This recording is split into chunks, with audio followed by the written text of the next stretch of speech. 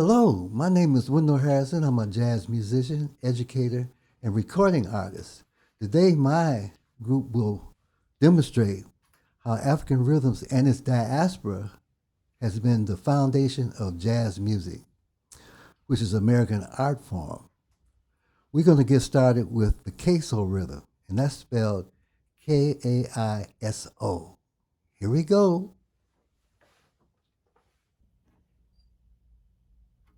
Peace and love, human family. My name is Chinelo Amen-Ra. Everybody calls me Chi Amen-Ra. Born and raised in Detroit, Michigan, right? But through the power of the drums and through the power of music, I've been able to see this world. So very, very blessed, very thankful. Actually started in Detroit, in Gomaza Amen-Ra, New African Cultural Theater. That was my parents' performance company. And they exposed me. And then they gave me the seeds, but they always told me it was up to me to water it. So what I've done is went around the world. I've studied in the Caribbean, Cuba, Haiti, different parts of Africa for sure. And I just really am interested in the connectivity and how music and drums connect us all. So I went to Detroit King, graduated from University of Michigan, go blue, brother Kappa Alpha Psi Fraternity Incorporated, and enjoy. Thank you.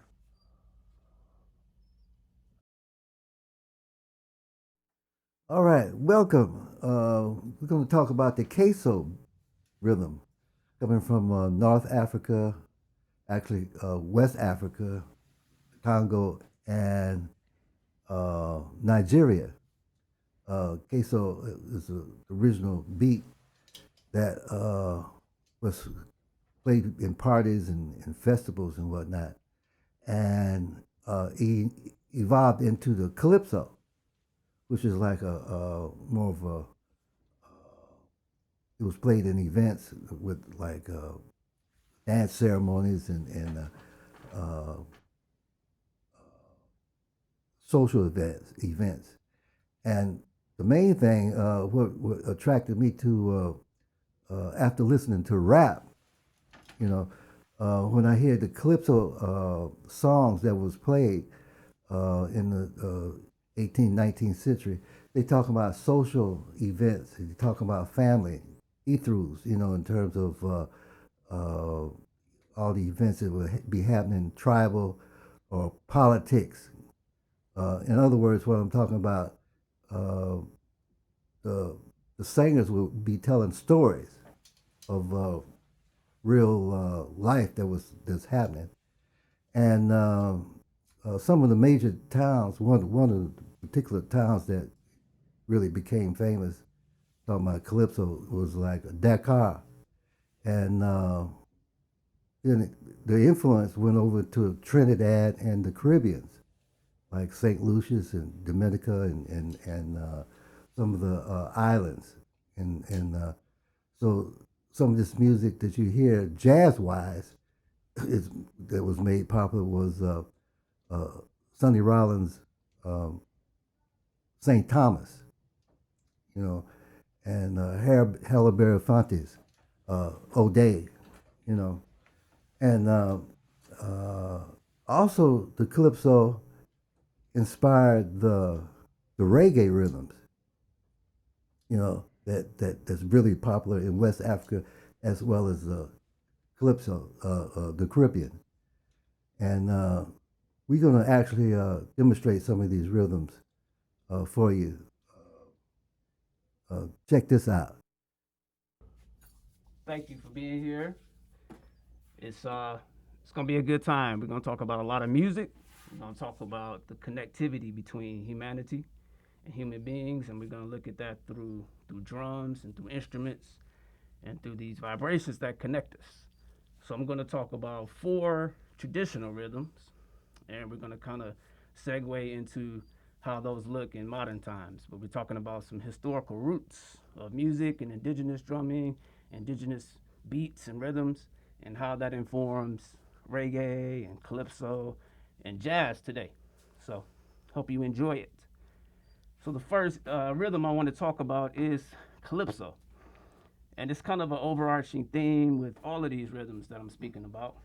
But we must understand traditionally these were not for entertainment per se. Of course, there were social rhythms, of course, there were social gatherings, but it was not for entertainment per se. The drums and the music, they had purposes in society, right? So for weddings and people going to the ancestral realm, births, facets of life. So that's what this music represented. Big time, before we got to the music industry and before we were blessed to be able to make a living with the art. So in terms of calypso, you always have history and you always have human things wrapped up into the pictures, into the story. All right. So outside of entertainment, you have, unfortunately, we have the transatlantic slave trade. All right, we have a period in history where Africans were transplanted from different parts of the continent and they were taken to different parts of the world. And that story is heavy and very much a part of how music has evolved now. Have all these merging cultures, African cultures, European cultures, the indigenous people who are already on these different islands, right? All of these cultures merge. And so that's what music is. And American music is largely a combination of these things. All right. So, as you can tell, I'm passionate. Back to calypso.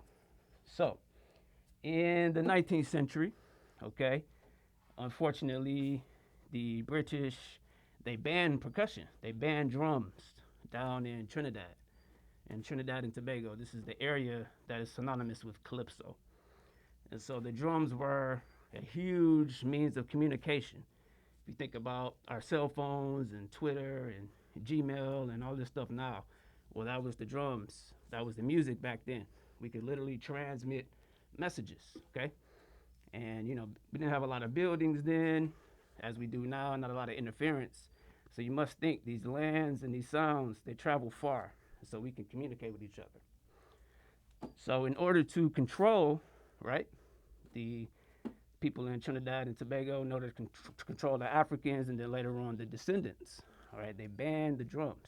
So now you can't communicate, so it's harder for you to talk about freeing yourself. It's harder for you to, just navigate that situation.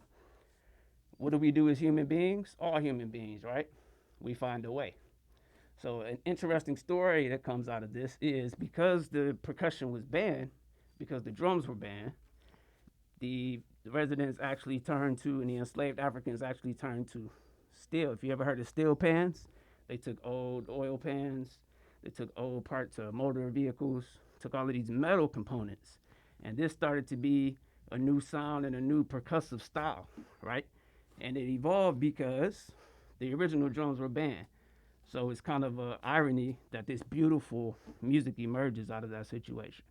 So if you see steel pans, you see the big pans, and they're tuned inside. If you ever look inside, you see the notes inside. Beautiful, beautiful music. And that's really the heart of calypso, and that comes from like Trinidad, Tobago area. So I'm gonna give you an example of like a calypso beat, the calypso rhythm, okay? And this is what will be underneath a lot of the steel pan drums. Okay? So, basic.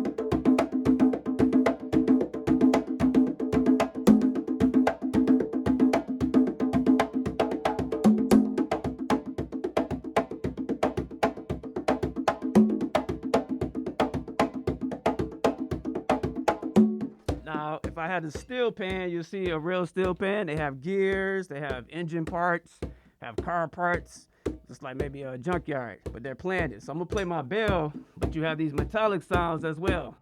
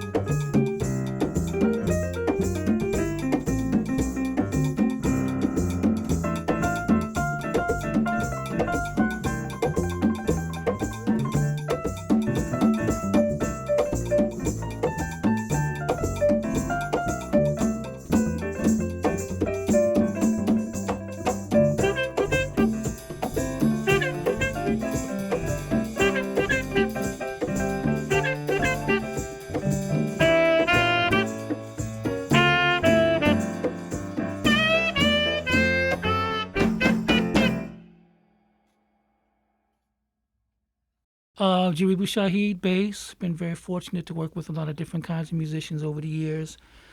From the diaspora, I worked with some people from South Africa, Mervyn, Africa, pianist Ason, on projects with David Murray. Went to Senegal a number of times. Got a wonderful chance to spend some time in Cuba with David and the Cuban project that we were doing. And so I've been very fortunate to just be able to meet these kinds of people and get to know them and know what's behind the music as well as learning something about the music.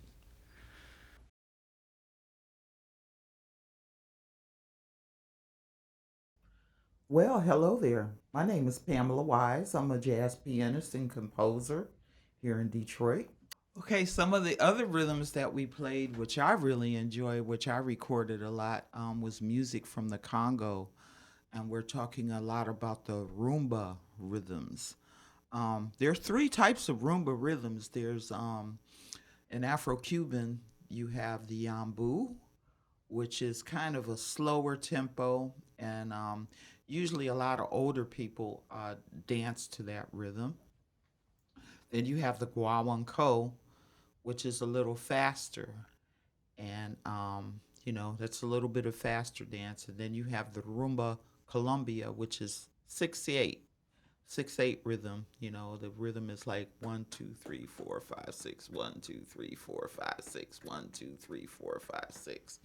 And I think that's one of the strongest rhythmic pulses that we have in our culture.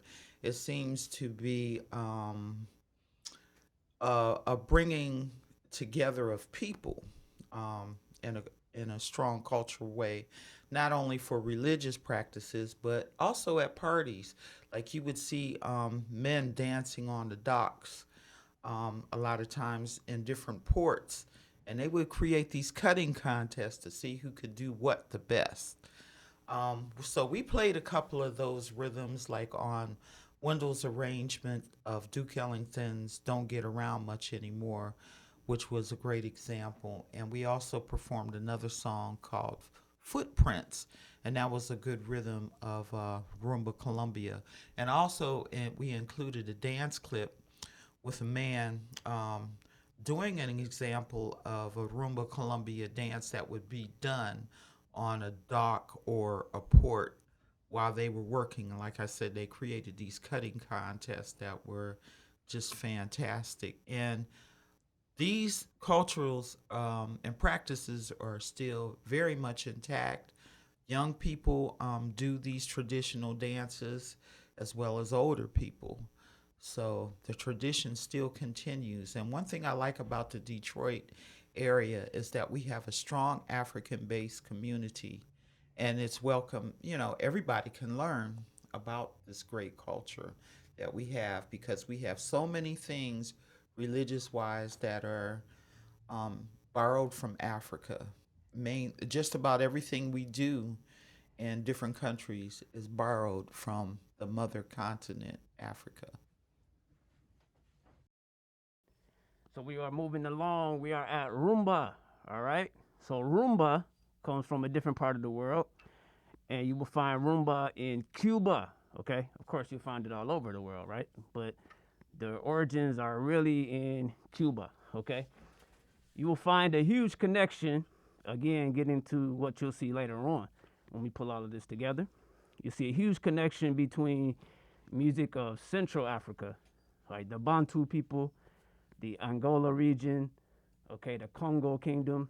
There's a huge connection between Africans and music and culture from that region, and then a lot of them were taken to Cuba, okay? Cuba, I spent some time down there studying. It is an amazing and a rich area. You have people from the Oyo Kingdom in Nigeria, and you also have people from the Congo Kingdom in Angola. A lot of Africans were taken from those two very powerful and very rich musical traditions. And these two traditions come and they meet in Cuba, okay? Under some unfortunate circumstances again, but we're talking about history and how do we persevere and how do we make good things out of adversity. So all of that music gets to Cuba, becomes this hotbed, it mixes, and so you have something that originally is called son, S-O-N. You'll hear son. All right, so and this is like clave and son, and all these terms, tres golpes, tres dos, segundo. These are all like terms you might hear in Cuban language and Spanish terms, but the Spanish were very influential down in Cuba. So I learned a traditional clave pattern that I'll play, and then I'll take you through some of the rumba rhythms. Rumba is like a family tree. It's a lot of rhythms, okay? But I'll focus on probably the three main ones. So first of all, we have clave. You cannot have rumba without clave. And the definition of clave basically translates to key, okay? So the clave pattern you play unlocks the key to the particular rumba rhythm, if that makes sense, okay? It also translates to keystone. If you ever look at an archway and you walk under, okay, that part in the middle, that very secure part that locks everything together. So clave is a reference to those things. It locks the rhythm together. I was gonna say the rumba rhythm. So clave, one of the original.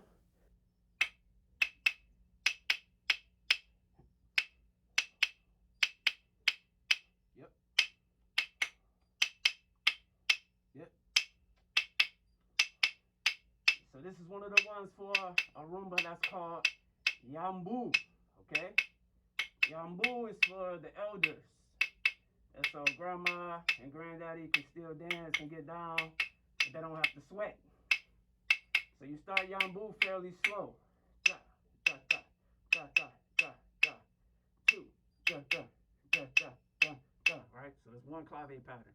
You'll also hear a clave, it's called 3-2. Ja, ja, ja, ja, ja, ja, ja, ja, ja, ja, ja. 2, 3, 1, 2. You can hear it right in there, right? So you have all these different, you have a 2-3, okay?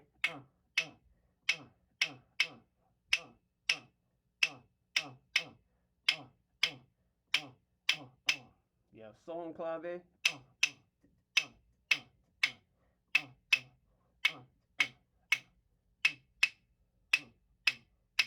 So as you can tell, a lot of music is right in these two wooden sticks, the clave. This is actually the heartbeat, and then the music builds around that and comes out of that, okay? So one of the basic parts to rumba. So I'll start with the salidor. Salidor is the bass drum, okay, what we call the tumba here, the tumba. Now remember, we usually call all of these congas, but these have different names, okay? The tumba, salidor, this is tres dos, tres golpes, but this is actually the conga drum, which we call it in the United States. And then the high drum is the quinto. See how low, tumbao, middle, conga, and the high one is the quinto. All right, a basic part for yambu. Ta ta ta ta ta ta ta.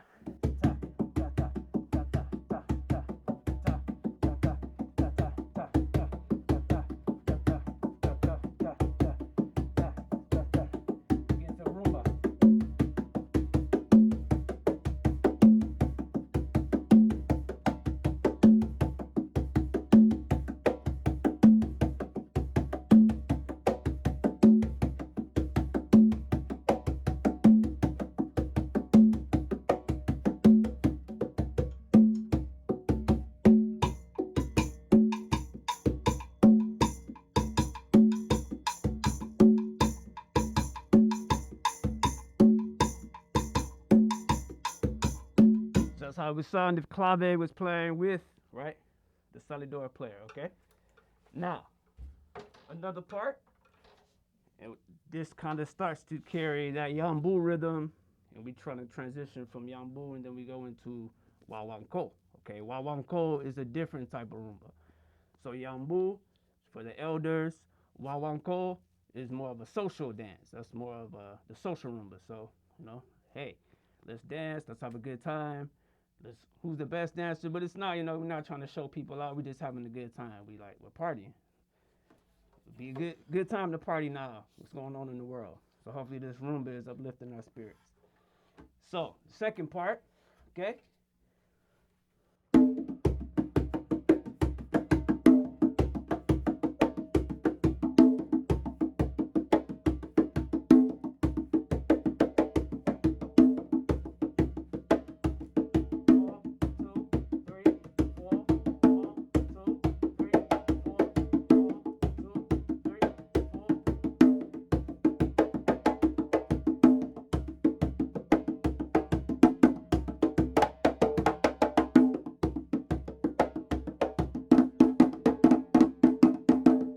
Okay. Now, if I start to add these two together, we start to transition a little bit from yambu into wawanko. Okay. And that name is actually even in the drums, in the rhythm. Say wawanko. Okay.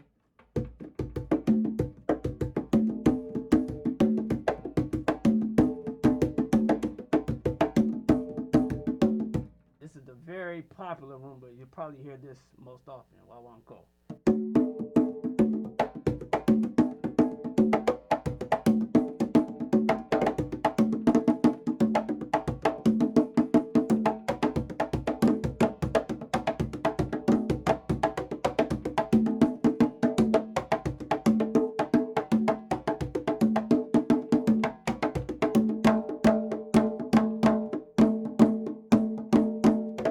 Okay. Now that wawanko can get really fast, depending on how fast people want to dance. I'm gonna talk about one more drum that we use in rumba. All right. And this is my seat, the box, right? But it's the cajon. So the cajon, similar to the steel drums, all right? We talk about adversity.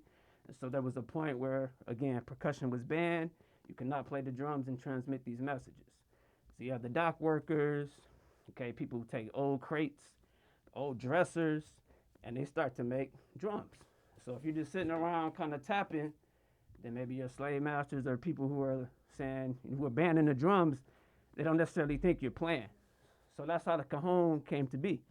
So a lot of these rhythms were preserved on these boxes, but then once everything kind of comes back together, now the cajon is actually playing with the drums, okay?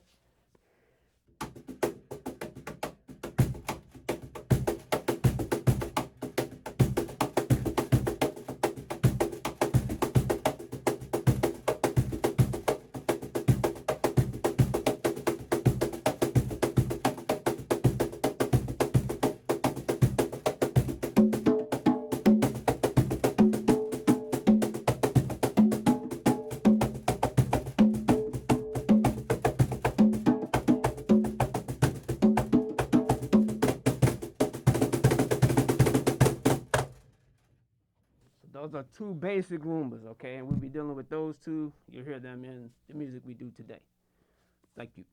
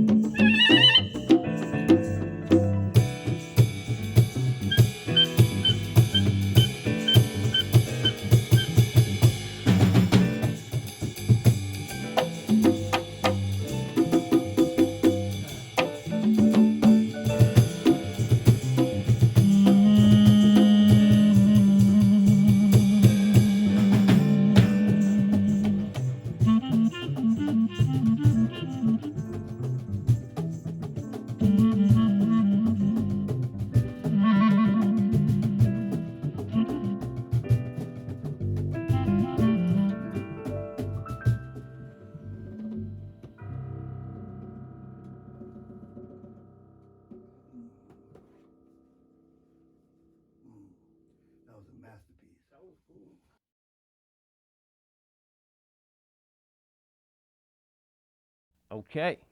Last but absolutely not least, okay, we're about to travel to West Africa. We've been all over the world, okay? As you can see, these drums are everywhere, and we've just begun to touch the surface. So, we're going to talk about lamba. Okay, lamba is a traditional rhythm from West Africa, all right, and it's from the Malinke, the Mandinka. You will hear these people, that's an interchangeable term. So you hear Malinke, Mandinka, Mandingo, they became referred to in as America, in America. But all of those are talking about the same people. So we're talking about this region, okay, that used to encompass, we're talking about Guinea, okay, Senegal, all of these areas right in West Africa, the Ivory Coast, okay, Cote d'Ivoire, all these areas. So that's the Mali Kingdom. So look that up, all right, get on the internet, go to Google, you know how you all do, and use those tools for good. So get on the internet and look up the Mali Kingdom. You can also look up the Mandinka Epic, Mandinka, the Mandinka Epic. It's a story, okay? It's a true account. It actually happened in Africa in hundreds of years ago. And basically it was about a king named Sunjata Keita, okay? And he grew up, the whole story is analogous to The Lion King. So if you ever read this account, you'll see some of the inspiration for the Disney film. So again, indigenous cultures, African cultures, world cultures, we're all intertwined. We're all bouncing off of each other. So also in that kingdom, you have a very, very, very powerful man, a very, very rich man. Some say he was the richest man to ever live, but his name was Mansa Musa, okay? Mansa means king. So Mansa Musa, he went on a pilgrimage. He went on a Hajj, okay? If you know what that is, it deals with Islam. But he brought all his gold, his camels. This is centuries ago, so we didn't have cars and all of that. But he brought his entourage and his caravan. And in their trip going to Mecca, they were distributing money and distributing gold and distributing gifts throughout the towns, throughout the people as they traveled. And you can read some historical accounts where it says he actually kind of generated some economies as he was riding through. It's very amazing. So when we're talking about rich and wealthy, Mansa Musa was that, okay? So in this Hajj, this pilgrimage, you have to understand, we're talking about traveling across the desert. Okay, we're talking about traveling for this very important purpose, but this journey is arduous. Okay, this journey is rough.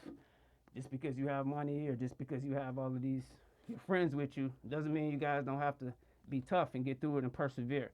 So lamba has to do a lot with perseverance, and has a lot to do with getting through adversity and getting through things, but to get to your goal. Some of the choreography, the steps, if you ever see the dances that go with it, the dancers, they're lifting their feet up and their knees up really high, and steps that replicate picking your feet up as you're trying to get through the sand, okay? You have to think about just trying to get through the heat, the sand, the conditions, all of these things. But they did it, okay? So that's kind of what lamba represents, perseverance. So we'll play some of the basic rhythms. And these are traditionally played on different types of drums, okay? So there are a lot of different drums in the world, remember that. But the rhythm is lamba, okay?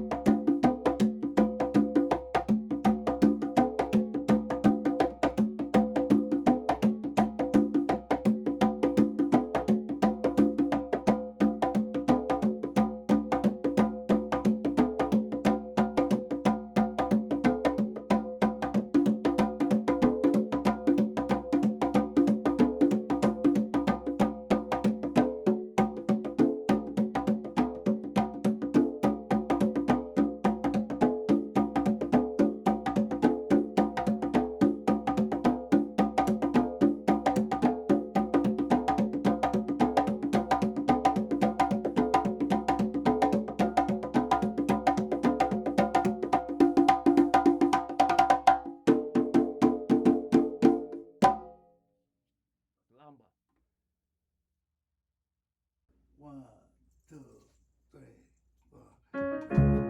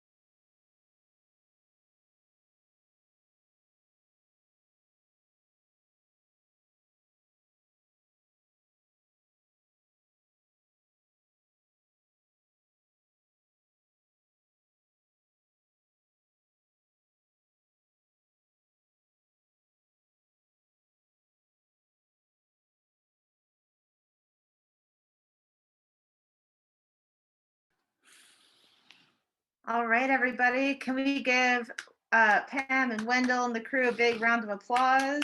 Hey! All right. Hey, y'all.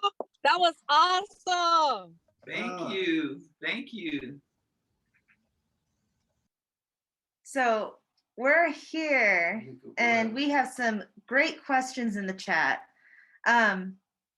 I'm going to go ahead and start us with the Q&A before we run out of time. So I see Ashton has a question. Do you want to hop on in and ask your questions? I'm kind of out, so now can you do that for me? No problem. Want me to read them off for you? Yes. Okay, so Ashton wants to know why the drum selection is so important in the song. The drum selection is really the heartbeat of the music, you know, depending on, and we have varieties of sounds, you know, from different parts of the world. West Africa, Congo, you have sounds from South America, but the drums is the heartbeat of any tune, you know, and in jazz, we usually relate to dance tunes, wherever was popular in dance, in terms of drumming, that drum beat, that powerful drum beat. We integrate that beat with our melodies and whatnot, and that sells the tune. That sells the tune. That's when jazz is so successful with the beat and the harmonic value. That makes jazz. It really makes jazz. Without the beat, the melodies wouldn't be anything relative. You know. Everything is in jazz is built from the bottom up, which starts from the drum first. Did that answer your question, Ashley? Ashton. Ashton?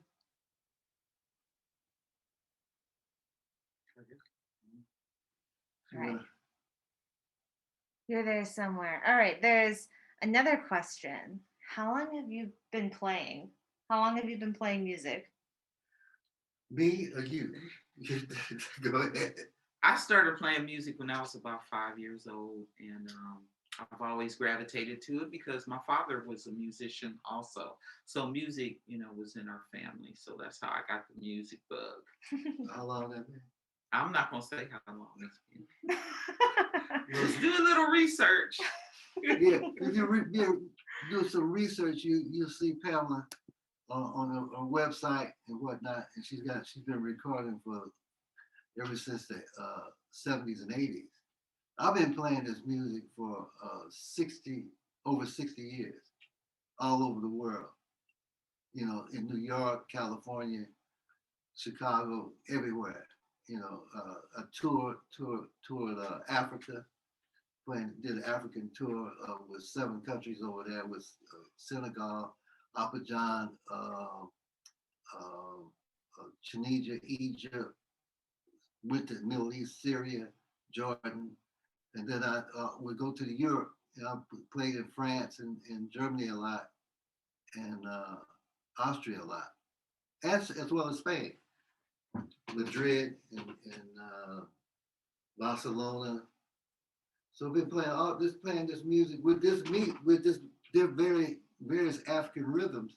I've been playing this music for a long time. The rhythms have been keeping me alive. And how long have you been playing together? I met Wendell in 1979. So we started playing together, I would say, like maybe a couple of years after. So yeah. We started in 1980 playing together, you know, recording and playing.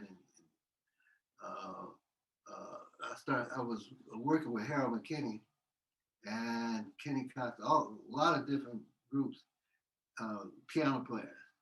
And I started recording Pam's arrangements and tunes, you know, and she had a interesting chord selection. Her father was a bass player, jazz bass player. That it really interested me. It got my interest. And so we started writing music together, you know, and recording, and the music is still, we recorded back, it's still selling today. We recorded in 1980, we're still selling the same music and licensing that same stuff every year to different record companies. Yeah. We're on about 15 different labels and whatnot, playing music that we created in that particular time. And all of that saying, it takes a while for people to catch up. Love Dreams and Love Juice, Organic Dreams and whatnot, you know. Those are some of the tunes. Bailise has a question. What got both of you into music? Well, like I said, my father was a jazz musician, so that's how and his jazz trio used to rehearse at our house all the time when I was growing up. So that's how I got the music bug. And then he started showing me different things on the piano. And then my mother said, well, she sounds pretty good, but we better get her some piano lessons. So she was kind of the disciplinarian about me getting lessons.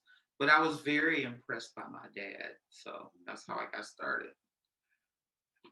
I was forced to play the piano at 5 years old because I was a nervous child, and they wanted to give me some discipline, you know, stop me from running around the house and stuff. So I was taking piano lessons. Then I had to practice a half an hour every day, and which killed me. Then I had to clean up my room of all things. You know. Then I could go outside and play. Back in those days, we went outside and played. We didn't stay in the house.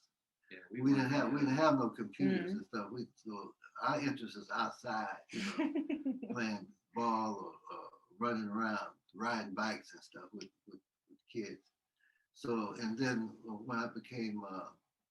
when I reached 8 years old, my grandfather bought me a clarinet, and that was horrible for me. You know, it had more discipline I had to deal with. You know? But as I went through school, I began to get a lot of attention in terms of, well, we practiced and we rehearsed with orchestras and concert bands and whatnot. And I began to get attention from girls. You know, I said, well, I'm getting attention. You know? So that's how I started. Anyways, I started the music, my music interest. You know, it kind of like grew. So that's it for me. Awesome. Is there any more music you'd be making and recording that we'll see in the future? Actually, next week we're gonna hear one of Pam's compositions on next Friday's Detroit Grooves episode.